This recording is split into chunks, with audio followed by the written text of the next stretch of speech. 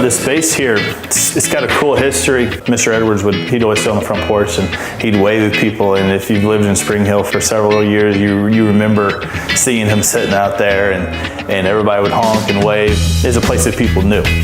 When it came available, you know, it's right here on Main Street. It's got great visibility, but it just had cool bones. You know, I had my hands on it a lot. We had a lot of weekends up here working. Had great help doing it too. But, you know, I think now it's a space that is kind of cool. You can say it's a house that was built, you know, over 100 years ago, and instead of it getting tore down, we're, you know, repurposed it, reusing it, and it's a cool space. So 11 and change now. We just rolled over. Yeah, this is like right exactly when we opened in 2006. So it's come a long way since then. What's up, buddy? How are you? Did they tell you that you're a rock star? Basically, this is all for you. We're sending this to Moorhead so they know what to expect. Sit here for me, big guy. If you really are in it for the right reasons, I mean, we're in this because we're trying to figure it out, right? I mean, we're the only ones, like lawyers and us, we're the only ones that get to have a practice, right? We're always practicing. I still go to a lot of continuing education. I still like to learn. I still like to feel like I've got so much more to learn, which I think is super important. You know, the day you think you got it all figured out is the day you really don't know jack. So, is that a Cub shirt? I don't know. My mom said not to wear it. It's the dirtiest shirt I've ever seen in the history of my life. I might actually make you take that off.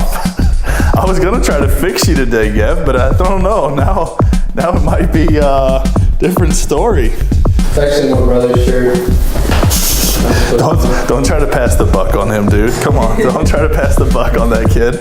He's not even here to defend himself. That's just not right. What can I do to get this patient better quicker? Like that's my motivation.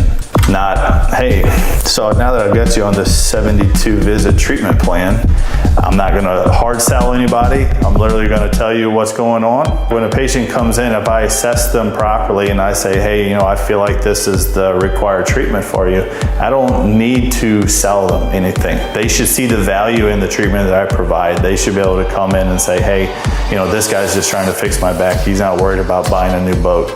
Come right over your eyes for me. Come over my eyes, Yep. okay. This is the top secret part where you don't get to watch. Otherwise, I'd have to kill you. Oh, wow, look at that. Now relax here, sweet pea. What's really the root cause? What's really causing some of these issues? And to try to figure it out, it really is a chess match. I'm gonna have you hold an extra 30 seconds for this Jackass Cub shirt, okay? If I don't have you like feeling better in a certain number of visits, like I'm going home beating my head against the wall. It's like, what am I missing? What am I not doing? I think with Corey and I think the reason why it works is just because of our very similar method of training and treating people. I think we come at it from really trying to get good results with our patients. Because I've been here longer and I've got a lot of patients, sometimes you know, my schedule is such that they can't get in, and it's so comforting for me to know that they can see Corey and they get just as good a care. I think one of the things that help us gel and treat our patients well is that we do have the same philosophies. Chiropractic with manual therapy, physical rehabilitation, manipulation, soft tissue work, exercise, to try to take all three of those elements and blend it to get the best possible results.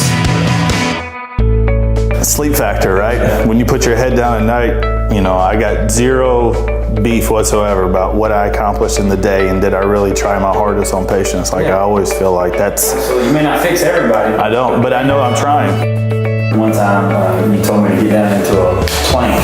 And I'm like, man, what does a plank have to do with my shoulders? You know, I trusted you on that, but I'm thinking inside, I'm like, well, he's like, well, you're not stabilizing properly. You know, your diaphragm isn't in the position that it needs to be, so your rib cage is tilted, which puts your shoulder blade in that position. And I'm like, all that from the plank. That was a hands-on approach to kind of diagnosing the real root of the problem way up here that I was having, but it was taking place all the way down here. He's got a pretty good bedside manner too, I guess, huh? He does, yeah. I don't talk about your mama in front of you. I wait till you leave.